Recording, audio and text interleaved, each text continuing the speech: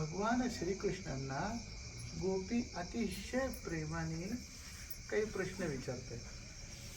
प्रश्न तुम्ही आता ऐकले, उत्तरे ऐकली. भगवंतांनी गोपींचं सांत्वन केलंय. पण मुळात प्रश्न काय विचारलेत गोपींनी की भगवंता,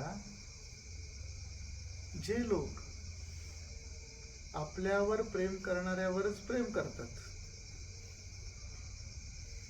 असे काही लोक असतात ना. काही लोक असतात की जे आपल्यावर प्रेम करणाऱ्यांचाही दुस्वास करतात, त्यांच्यावरही ते प्रेम करत नाहीत. आणि काही लोक जे आपला दुस्वास करतात, जे आपलं हित चिंतत नाहीत, अहितच चिंततात, आपलं वाईट व्हावं असंच ज्यांना वाटत असतं, अशांवर सुद्धा प्रेम करतात. हे विचारण्यामागे काय हेतू आहे बरं का? तुम्ही कुठल्या ह्याच्यात आहात? म्हणजे तुम्ही जे आमच्याशी आता वागलात ते कुठल्या कॅटेगरीत आहे? आपण तर भगवंत आहात. आम्ही इतकं तुमच्यावर प्रेम करतो, तुमच्यासाठी सगळं सोडून आलो. आम्ही घर सोडलं, नातेवाईक सोडले, संसारातल्या जबाबदाऱ्या बस झाल्या, आता पूर्ण झाल्या म्हणून आम्ही सगळं सोडून आलेलो आहोत. आणि तरी सुद्धा तुम्ही अंतर्धान पावलात आणि आम्हाला असोच रानावनात सोडून दिलं. हे बरं आहे का? योग्य आहे का? असं खरं तर त्यांना विचारायचं. पण लटक्या रागाने, प्रेमाने, पण भगवंतांवर अतिशय प्रेम आहे आणि जे भगवंत करतील ते हिताचंच आहे हेही माहिती आहे, तरी सुद्धा विचारलंय. आणि त्या निमित्तानं आपल्याला शिकवलंय. भगवान शुकदेवांनी हे राजा परीक्षिताला ही सगळी कथा सांगत असताना आपल्यालाही ज्ञान दिलंय. तेव्हा भगवंत म्हणतात की गोपींनो, तुम्ही तर माझ्यावर खूप प्रेम करतात, तरी सुद्धा मी असं केलं.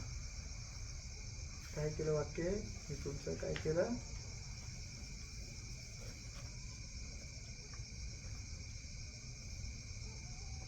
काय केलं? वाच ना. जे लोक प्रेम न करणाऱ्यांवरही प्रेम करतात, जसे स्वभावताच करुणाशील असलेले सज्जन आणि माता पिता, त्यांच्या मनात दुसऱ्याचे हित व्हावे एवढीच इच्छा असते आणि त्यांच्या लोकव्यवहारामध्येच खरा धर्म असतो. मी कसं वागलो तुमच्याशी गोपींनो ते वाच.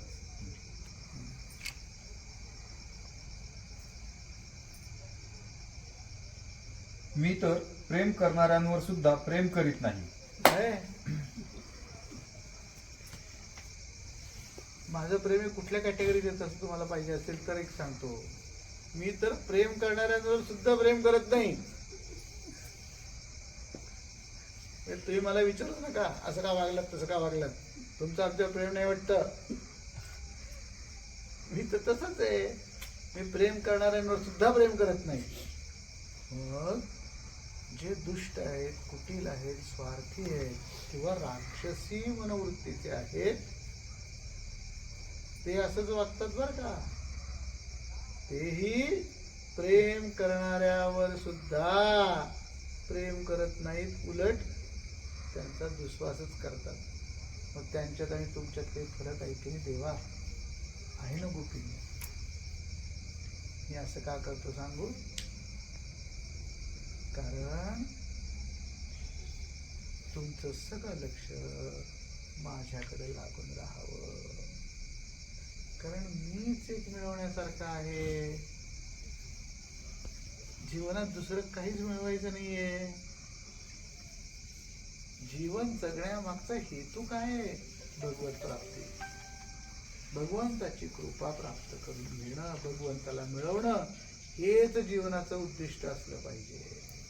आणि मग मी मिळाल्यानंतर जर का तुमचं लक्ष विचलित झालं तर हळूच मी अंतर्धान पावतो, तुम्हाला लांब करतो, जेणेकरून तुम्हाला पुन्हा मला मिळवण्याची इच्छा तीव्र व्हावी आणि तुमचं सगळं लक्ष माझ्याकडे लागून राहावं.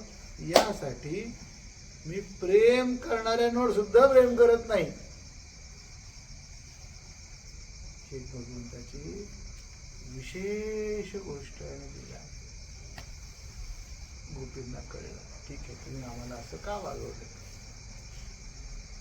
तुम्ही असं रानात आम्हाला एकटं का सोडून गेलं, आमचा काही विचार आहे की नाही, आहेच गोपींना, तुमचाच तर विचार मी करतोय, कारण तुम्ही सर्व काळ माझा विचार करतात, पण हेच प्रेम कायम टिकावं यासाठी मी या गोष्टी करत असतो.